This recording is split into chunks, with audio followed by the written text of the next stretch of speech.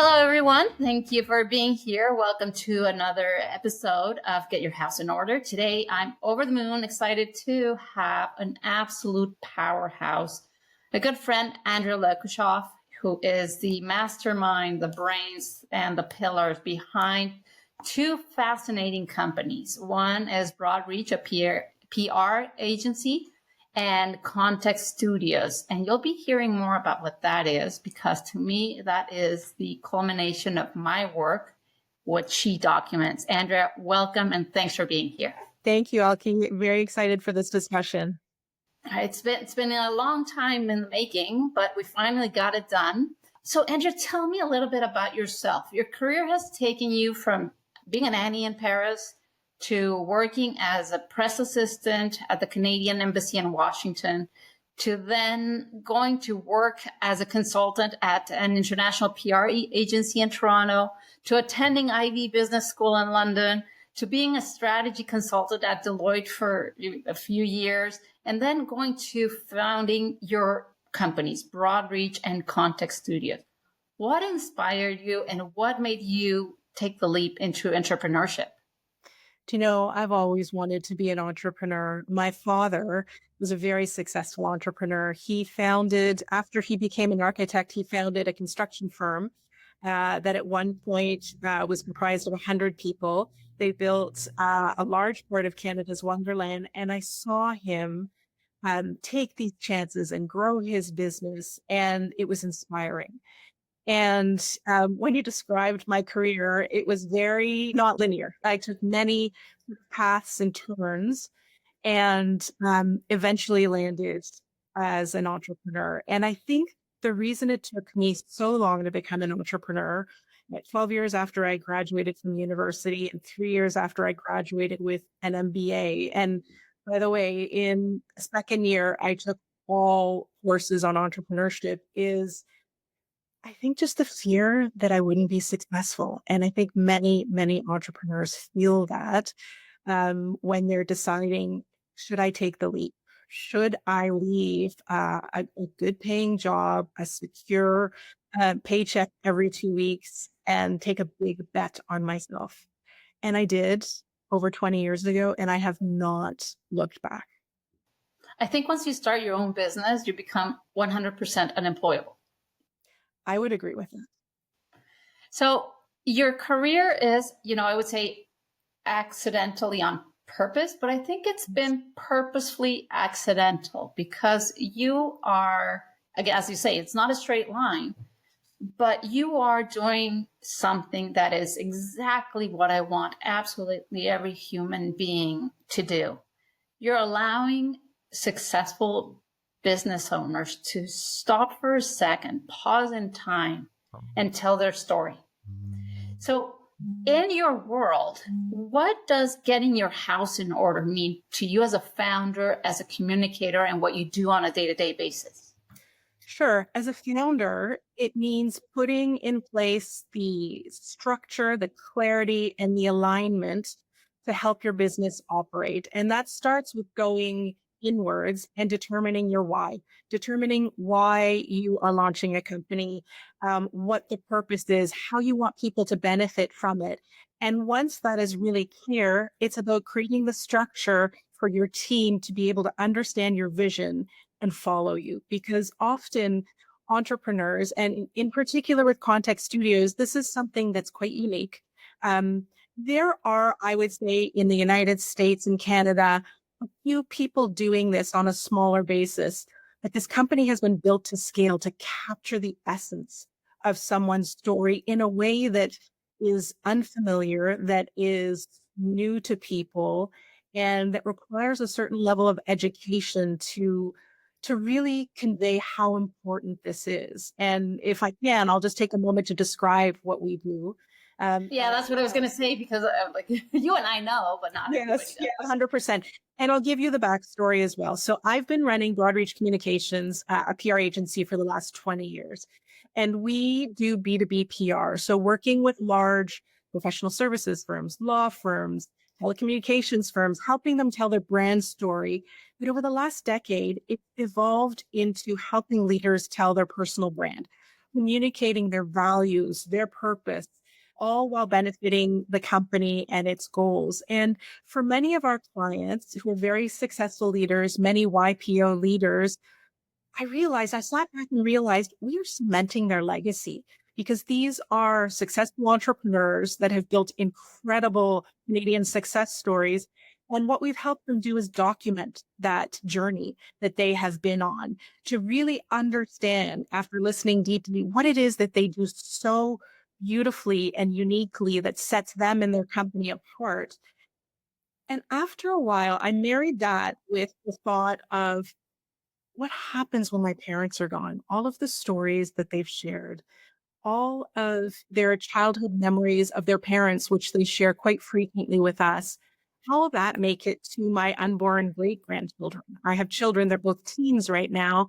They know a fraction of the stories I know because everyone's so busy and often distracted on social media and with their own lives now. How do we capture that for individuals and also for the entrepreneurs and family businesses that we've done for years?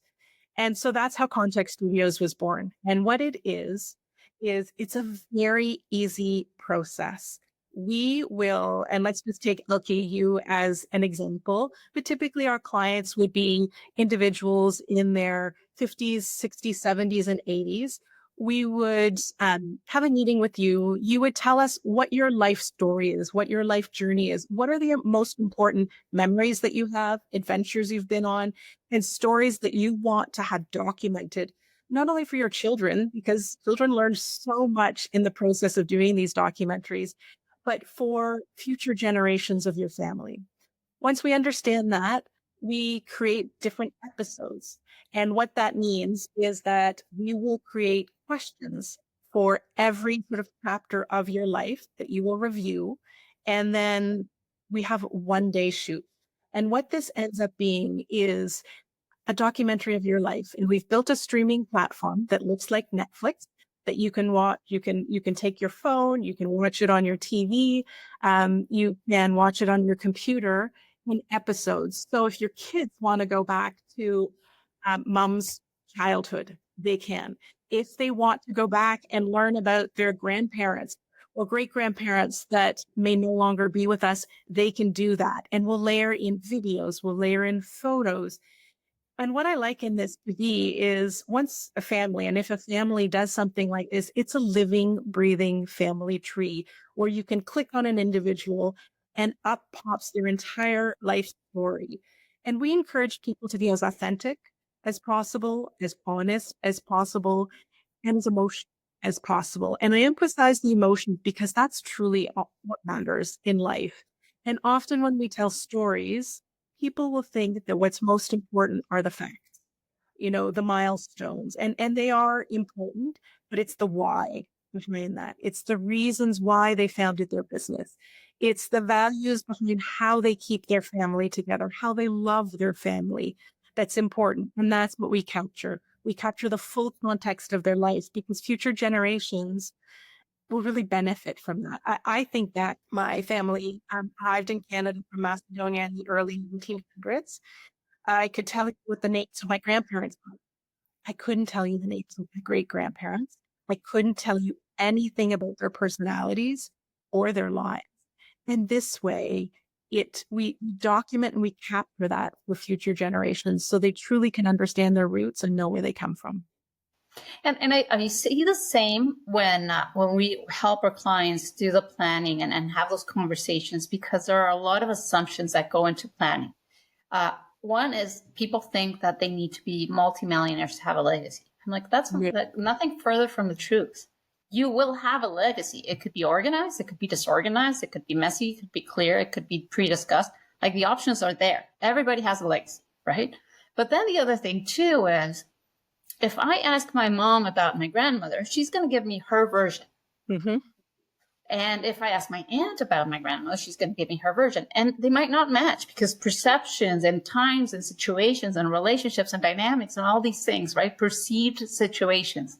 So what you're doing is you're really taking it from the founder, from the creator, from tell your story because it's probably an interesting one.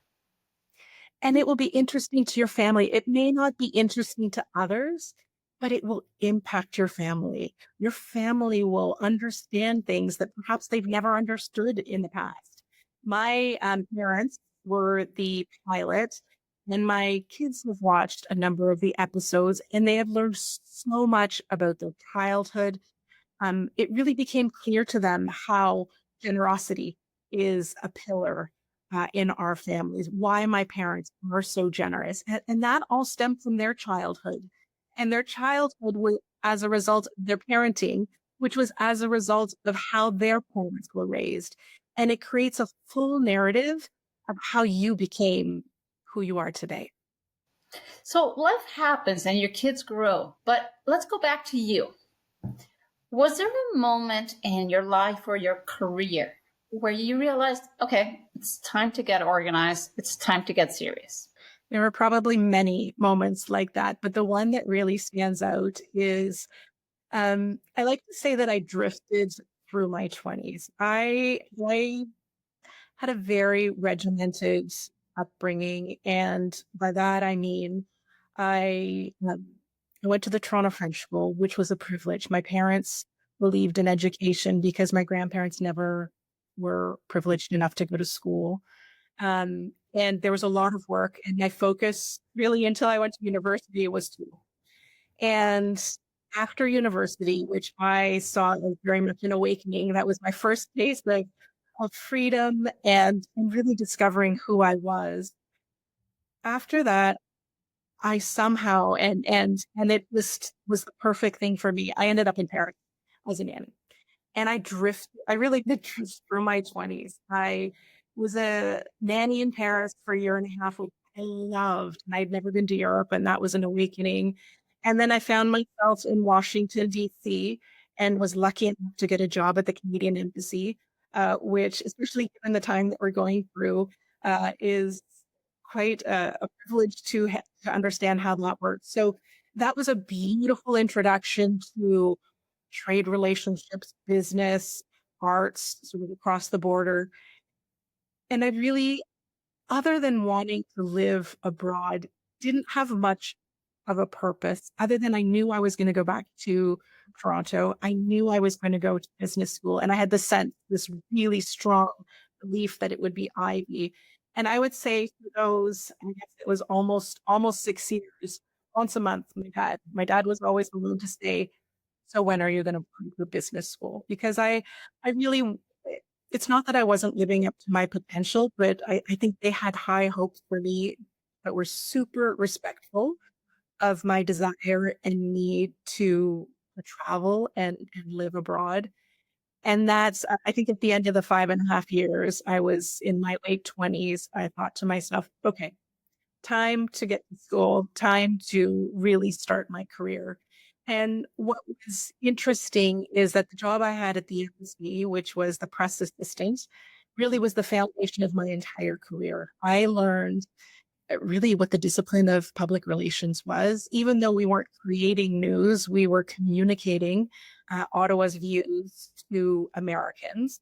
And ultimately, that's what my career became. I ended up working at an international PR agency.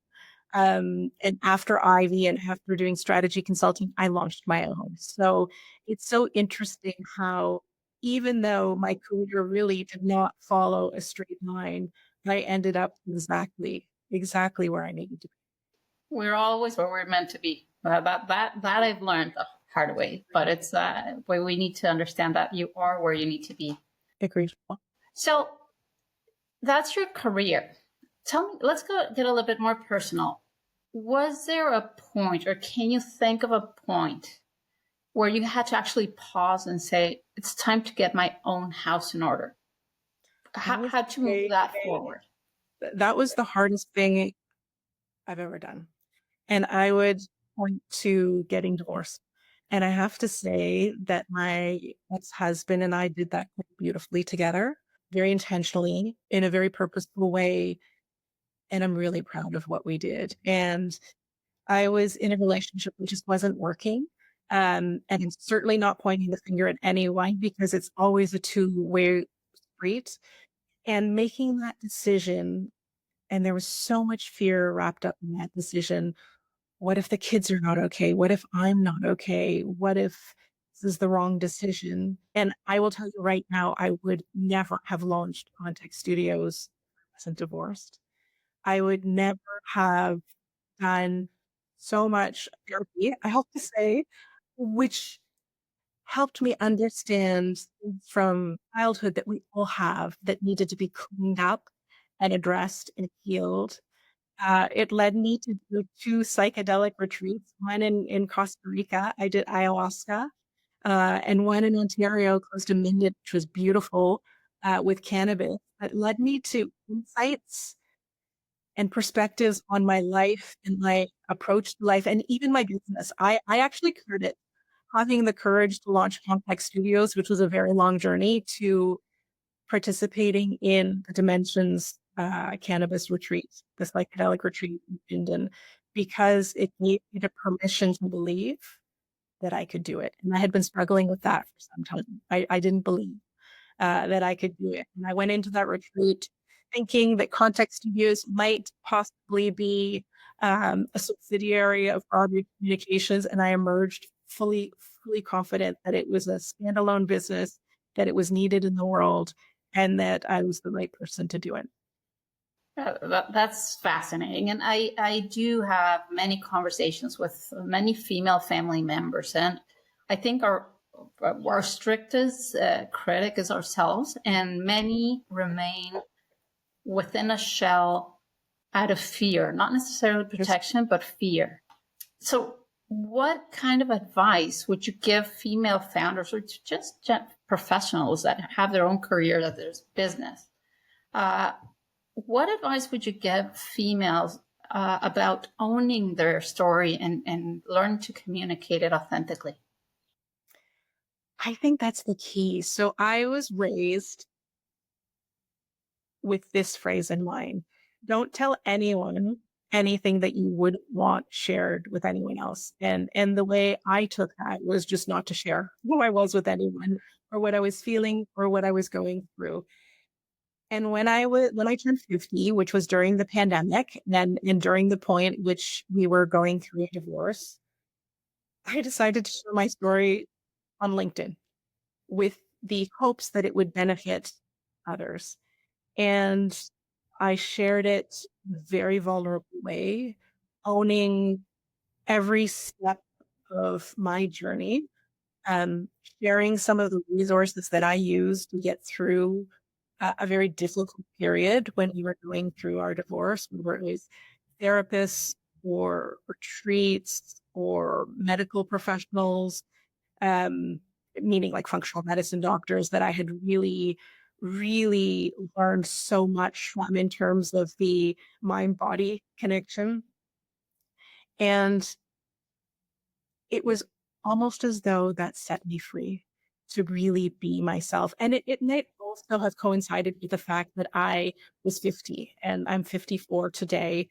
And in your 50s, which I certainly couldn't relate to in my 40s or 30s or 20s, I was very accommodating, wanting to sort of help others, which is, and there's no coincidence that I work in PR because it's about serving others. But as a woman, as a wife, as a friend, it was about accommodating others. And I've just landed in a place where I'm proud of who I am. And that fear of that not being okay really impacted who I was. And I wonder if others can relate to that. And I think it's a journey to get there. I don't think that I could have gotten there without sort of every step of my journey, without getting divorced as well. Because now I think, not that I didn't think independently, but my decisions are my decisions. I really want to be authentic. So to answer your question, I think the more authentic you are and the more vulnerable you are, the better off you'll be. And I'll give you one example.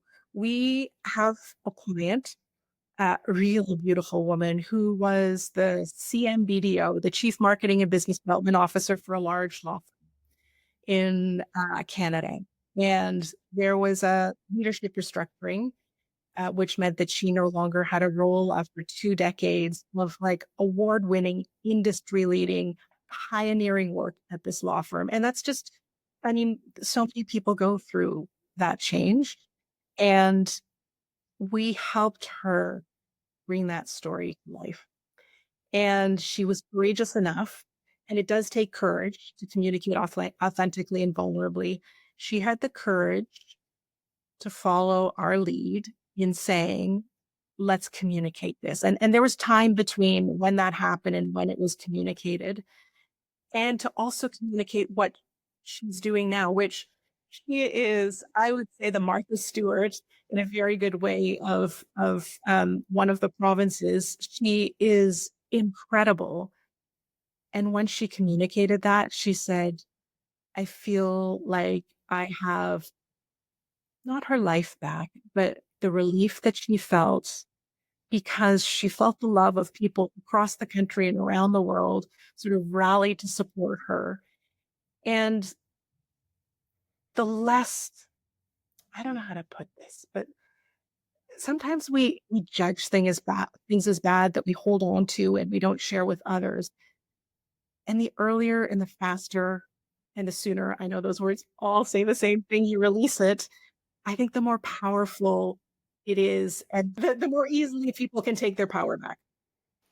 And you know what? I was going to ask you, how do you bring clarity and calm when there's chaos or pressure in a communications crisis? But I think I'm getting my answer by seeing you. Like you live this. You exude this sense of pride and calm and liberated from social tasks or weight that nobody really gives us. But when you tell your story, you release that pressure. You let that pressure out. And I know that at the first time you do it, it's really scary. Yep. But as time goes by, you see the impact you're creating with your friends, clients, your community, your children, your everyone around you. Mm-hmm. And it is inviting for other people that you see them. They're so stressed. They're so clouded. They're literally like a hamster in a wheel running for it. They don't even know why. There's a purpose missing. There's a clarity missing. The career building for what exactly are we doing here? I think you went through the exercise. That's how you do it with your clients. And that's probably how people see you on a day-to-day basis. And that's probably how people, once they go through their clearing and getting their house in order and talking about it, is so powerful. We do it on the more private side of things because we talk about wealth and legacy and how they got there and the family values, family dynamics, getting the next generation ready. But you really bring it out to the world. For those who are willing to do, or it's courageous, but it's so fascinating. Here's one I've learned just recently. Here's one of my superpowers.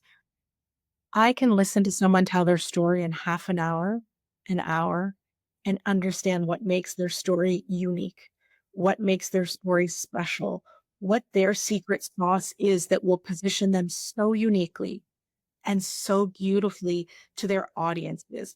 And I marry that with the goals that they have personally as an executive, but also the goals that the company has. And so the stories we create are very strategic. Like it's sometimes I say it's all about sales, but it is about branding. It's about positioning, and it's about elevating people to a level that they deserve that often they can't see in themselves.